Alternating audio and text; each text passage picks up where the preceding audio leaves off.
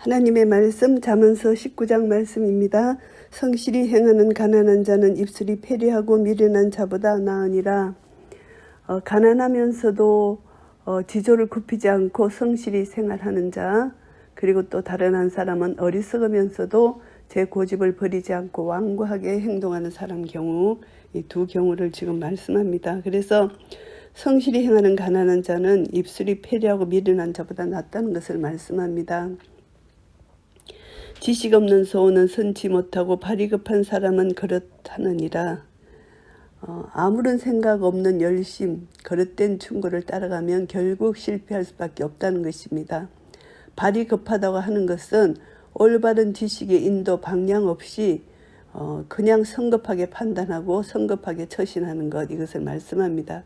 그래서 나아가야 할 목표를 하나님의 뜻에 비춰서 분명히 세워야 되고 성실하고 진지한 노력을 하도록 권면하는 말씀입니다. 그래서 우리는 이제 적절한 시기를 알아야 되고 그 시기가 우리 속에서 일깨워져야 되고, 그렇지 않으면 모든 노력이 수포로 돌아갈 것이라는 것이죠. 위급한 상황일 때일수록 더욱 침착하게 기도하는 자세로 일을 처리하는 것이 바람직하다는 것을 알게 됩니다. 사람이 미련함으로 자기 길을 굳게 하고 마음으로 여호와를 원망하느니라. 그릇된 길로 들어선 이유는 자기의 미련함과 어리석음 때문입니다. 그런데 사람들은 이 잘못을, 근원적인 문제를 하나님께 있다고 이렇게 하나님을 원망한다는 것입니다. 이것이 어리석은 사람이죠. 재물은 많은 친구를 더하게 하나 가난한 즉 친구가 끊어지느니라. 부와 재물은 많은 친구를 더하게 하지만 가난한 사람은 친구들로부터 예면당한다는 것입니다. 그 이유는 부유한 사람에게는 뭔가 얻을 수 있는 것이 기대되는데 가난한 사람에게는 자신의 소유를 잃게 될지도 모른다고 생각하기 때문이죠. 거짓 정의는 벌을 면치 못할 것이요 거짓말을 내는 자도 피치 못하리라. 거짓 정언하는 자가 처벌을 받게 될 것을 여기서 말씀합니다. 벌을 면치 못한다, 반드시 처벌을 받을 것이라는 것이고요. 너그러운 사람에게는 은혜를 구하는 자가 많고 선물을 주기를 좋아하는 자에게는 사람마다 친구가 되느니라. 부자에게는 많은 사람들이 찾아와서 그를 칭송하지만 실제로 그들이 그 부자를 위하여 노력하는 것인지 아니면 그들의 개인적인 사욕을 위한 아첨인지를 구별하기 어렵다는 것을 지적하고 있습니다. 가난한 자는 그 형제들에게도 미움을 받거든 하물며 친구야 그를 멀리 아니하겠느냐. 따라가며 말하려 할지라도 그들이 없어졌으리라. 형제들은 도움을 주어야 하는 형제가 있다는 것이 몹시 못마땅할 것입니다. 그러나 혈연적 관계는 대단히 원초적이고 뗄 수 없는 관계이기 때문에 싫더라도 그들의 의무를 다하지 않으면 안 된다는 것이죠. 그런데 이제 혈연적 관계에 있는 형제라 하더라도 가난한 자는 그들로부터 버림을 받을 수 있다는 것입니다. 이것은 성실한 노력으로 가난을 벗어나라는 권면과 함께 자기 위주로 살아가는 관계의 지극히 이기적인 일면을 경계하는 말이기도 하고요. 지혜를 얻는 자는 자기 영혼을 사랑하고 명철을 지키는 자는 복을 얻느니라. 지혜를 선택하는 자들에게는 번영이 주어진다는 것입니다. 여기서 지혜와 명철을 동요로 보고 있습니다. 그래서 자기 영혼, 자기의 삶을 사랑하는 것은 하나의 연인에 생각된다면은 선을 만난다는 것은 그 결과입니다. 그래서 선한 것을 만난다, 복을 얻는다. 결국은 자기 영혼을 사랑하는 자, 하나님 말씀을 가지고 자기 영혼을 지키는 자, 이렇게 생각할 수가 있습니다. 거짓 정의는 벌을 면치 못할 것이요 거짓말을 내는 자는 망할 것이니라. 결국 이것은 하나님의 심판을 받는다는 뜻입니다. 속임수를 써서 일시적으로 유익을 얻고 또 다른 사람들한테 아무런 제재 조치를 받지 않는다 할지라도 하나님은 불꽃 같은 눈으로 세상을 감찰하시는 하나님이시기 때문에 반드시 하나님께 심판을 받을 것이다, 이 말씀이고요. 미련한 자가 사치하는 것이 적당치 못하거든 하물며 종이 방백을 다스림이랴. 종이 건세를 갖는다는 것, 이것은 미련한 자가 재물을 얻는 것보다 더 위험하다는 것입니다.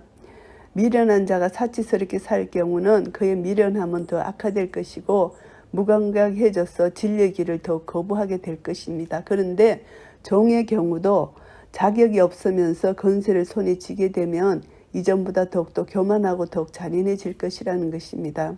그래서 사회의 불행은 부를 가져서는 안 될 자가 부와 건세를 가지고 있는 것, 이것이 사회에 잘못된 것이란 불행이 온다는 것입니다. 이것은 사람 차별이 아니라 부와 건세를 가지고 그것을 하나님을 경외함으로 잘 사용할 때 사회가 복을 받지만 이기적으로 자기 욕심으로 불의를 행하면 사회가 불행해진다는 이런 뜻이고요. 노하기를 더디하는 것이 사람의 슬기요 허물을 용서하는 것이 자기의 영광이니라. 다른 사람의 허물 또 자신에게 심각한 해를 입힌 다른 사람의 잘못을 진심으로 용서하고 잊어버리는 일은 결코 쉬운 일이 아닙니다. 하지만 가급적 모든 이에게 간용하는 것이 진정한 용기고 삶의 지혜라고 성경 말씀은 가르치고 있습니다.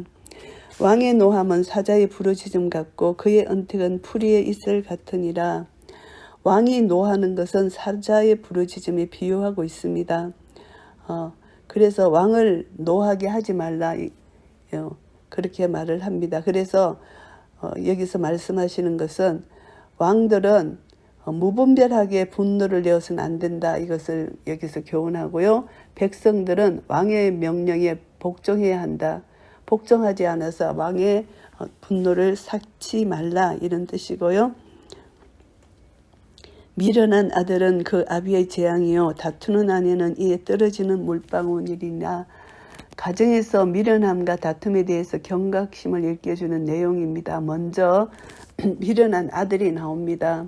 아들이 더 부모의 재앙을 더 가져온다는 것이죠. 부모에게 재앙과 파멸을 미련한 아들이 더 가지고 오고 그 다음에 두 번째로 나오는 것이 다투는 아내입니다. 그래서 이 다투는 아내는 미련한 아들보다 다소 낮은 강도로 묘사되고 있습니다. 그래서 떨어지는 물방울이다. 이것은 이제 비가 내릴 때 지붕에서 빗물이 계속 새어나와 떨어지는 상황을 여기서 말씀하고 있습니다. 이 미련한 아들의 재앙보다는 조금 덜하다는 것이죠. 집과 재물은 조상에게서 상속하거니와 슬기로운 아내는 여호와께로서 말미암느니라.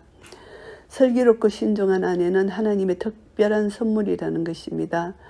조상으로부터 물려받은 재물과 여호와로부터 주어진 슬기로운 아내를 대조시켜서 슬기로운 아내를 얻는 일이 얼마나 중요하며 더 어려운지를 여기서 말씀하는 것입니다.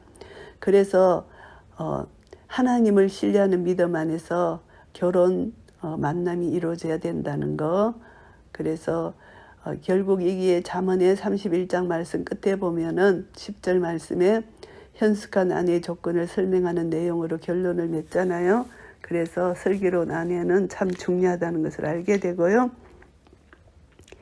게으름이 사람으로 깊이 잠들게 하나니 해태한 사람은 줄일 것이니라. 게으른 사람, 해태한 사람, 이런 사람들은 결국 줄일 것이다.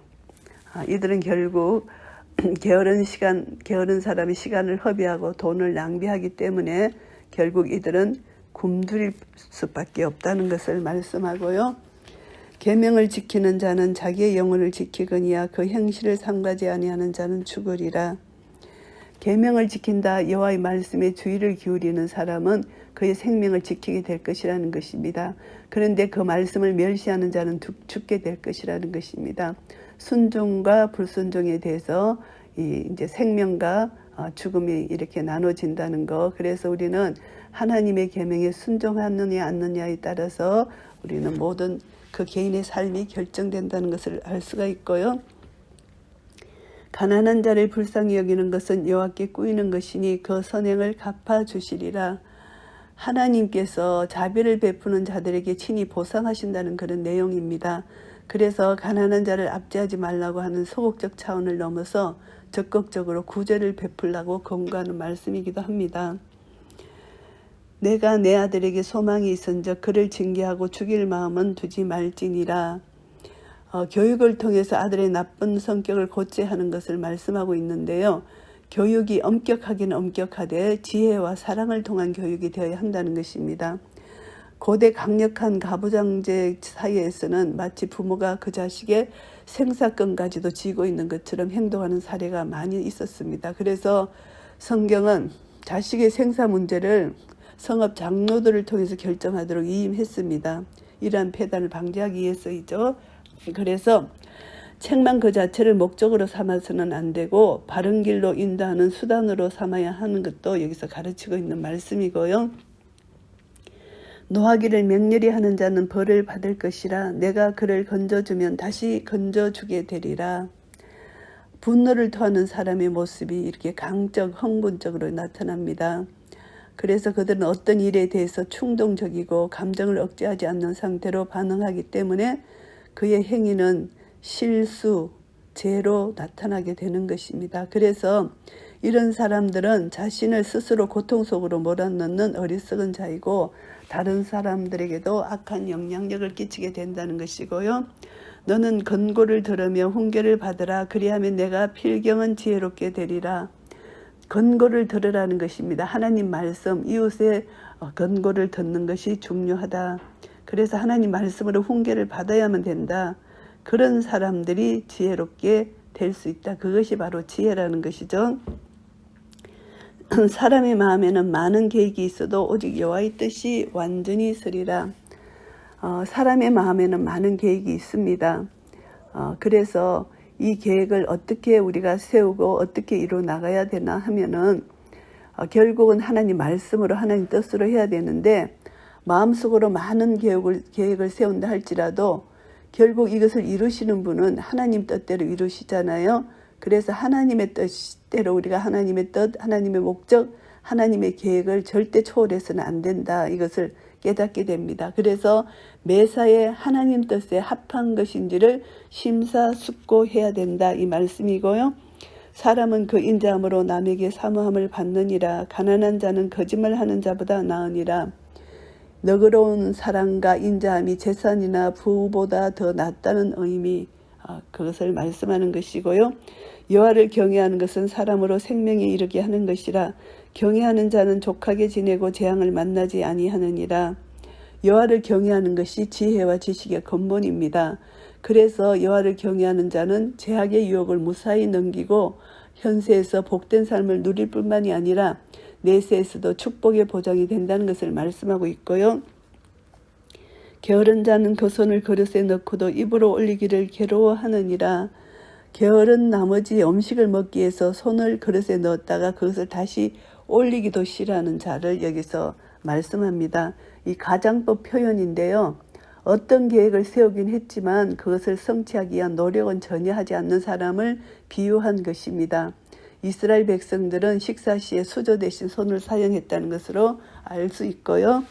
거만한 자를 때리라. 그리하면 어리석은 자도 경성하리라. 명철한 자를 견책하라. 그리하면 그가 지식을 얻으리라. 거만한 자에 대한 처벌과 명철한 자에 대한 처벌입니다. 거만한 자라는 것은 지혜의 교사에게서 배움받기를 거부하는 자, 하나님 말씀을 거부하는 자입니다. 완악하게 마음이 닫힌 자이죠. 이런 자는 지혜가 결여된 어리석은 자입니다. 절대 충고를 받아들이지 않는 자입니다. 이런 자, 거만한 자는 매질을 해도 이게 개선의 점이 보이지 않습니다. 징계를 보고서 이러한 자의 징계를 보고서 어리석은 자가 자극을 받게 된다는 것입니다. 그러나 명철한 자는 진지하게 타이르는 말을 잘 듣고 자신의 허물을 인정하고 받아들인다는 것이죠. 이것이 명철 지혜 있는 자라는 것을 말씀하고요. 아비를 구박하고 어미를 쫓아내는 자는 부끄러움을 끼치며 능욕을 부르는 자식이니라. 자기 부모를 구박하고 배은망덕한 아들에 대한 경고가 주어지는데요. 이 아들의 모습은 정말 부모에 얼마나 큰 상처를 주겠습니까? 그래서 아비와 어미에게 각각 가해진 그 학대를 여기서 언급하고 있습니다. 그래서 이 아들은 부모에게 능력을 가하는 아들, 패역한 모습, 이것을 나타내는 것이고요. 내 아들아, 지식의 말씀에서 떠나게 하는 교훈을 듣지 말지니라. 교훈을 버리면, 하나님 말씀을 버리면 결국 불순종과 파멸에 이르게 된다는 것을 말씀하고요. 망령된 증인은 공의를 업신여기고 악인의 입은 죄악을 삼키느니라. 망령된 증인, 악인의 입 같은 내용이죠. 사실을 왜곡시키는 것입니다. 공의를 조롱하는 것이고 위정을 말하는 것입니다. 이것은 율법을 정면으로 도전하고 배반하는 것이죠. 그래서 죄악을 삼킨다는 것은 도덕적으로 부패하고 거짓된 것이 그의 입에는 달고 좋다는 것이죠. 그것을 적극적으로 받아들인다는 그런 뜻입니다. 이런 자들은 결국 멸망할 수밖에 없다는 것이죠. 심판은 거만한 자를 위하여 예비된 것이요 채찍은 어리석은 자의 등을 위하여 예비된 것이니라. 결국 하나님께서 심판하신다는 것입니다. 어리석은 자 심판하신다.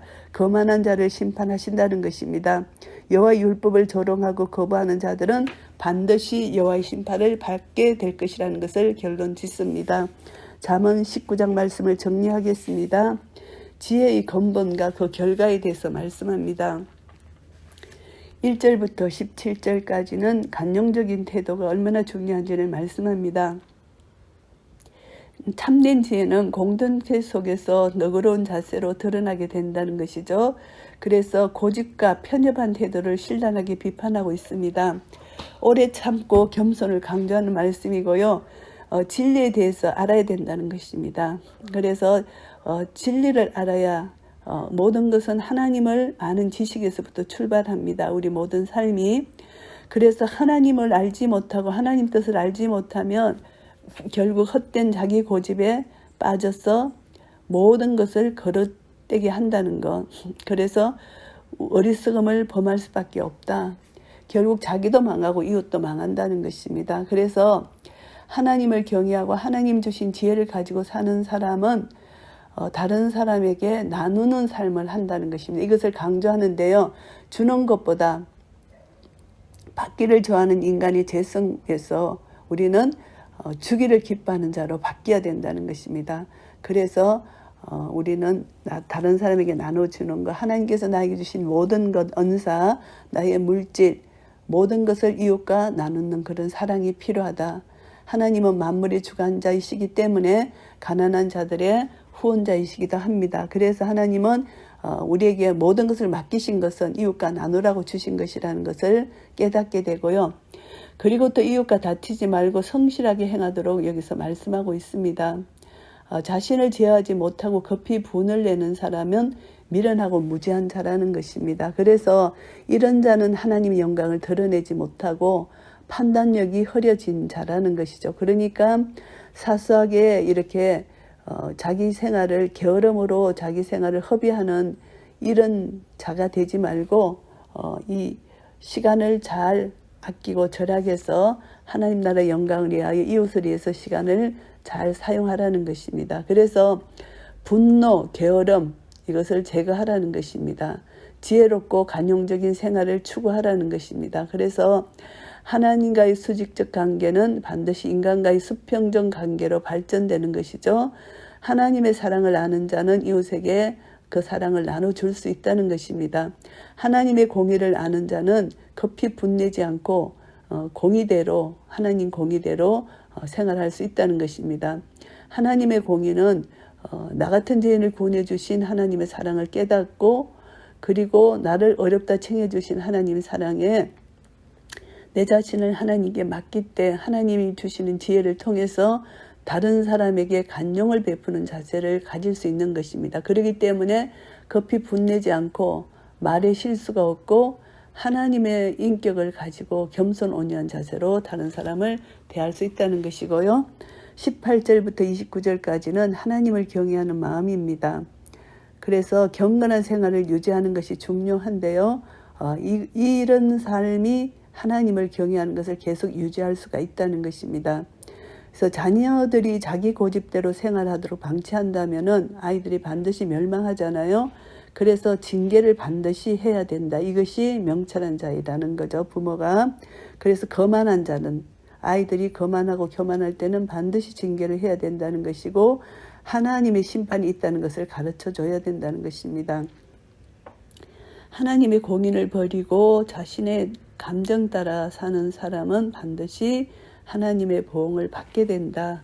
그래서 자기 욕심을 끊고 하나님과의 관계 속에서 하나님이 주신 지혜로 올바른 삶을 살아야 되고, 하나님의 뜻은 반드시 실현되기 때문에 모든 삶 속에서 하나님의 주권적 섭리를 깨닫고 하나님 말씀에 순종하는 것이 지혜로운 자의 삶이다. 이것을 말씀하고요. 그리고 하나님의 사랑은 변함없는 사랑입니다. 그 하나님의 사랑을 끝까지 신뢰하라는 것이죠. 그래서 하나님을 경외하는 자는 어떤 재앙을 혹시 만날지라도 궁극적으로는 합력하여 선을 이루어 주신다는 것입니다. 그래서 하나님을 온전히 경외하고 생활하는 자만이 지혜로운 자라는 것입니다. 지혜자는 오직 하나님을 경외하며 매사에 신중하게 행동한다는 것을 거듭거듭 강조하는 말씀입니다. 이 지혜가 하나님으로부터 말미암아 오기 때문입니다. 그래서 우리는 하나님에 대한 경외심을 가지고 경건한 생활을 유지하도록 최선을 다해야 된다. 이것을 말씀하는 것이고요. 결국은 자기가 잘못해서 그 뜻이 이루어지지 않을 때, 자기 뜻이 이루어지지 않을 때 하나님을 원망하는 것, 정말 어리석은 사람이라는 것이죠. 이런 자는 하나님을 경외하지 않기 때문에 생명을 얻을 수가 없고, 그 속에는 하나님의 말씀이 없기 때문에 멸망할 수밖에 없다는 것을 알게 됩니다.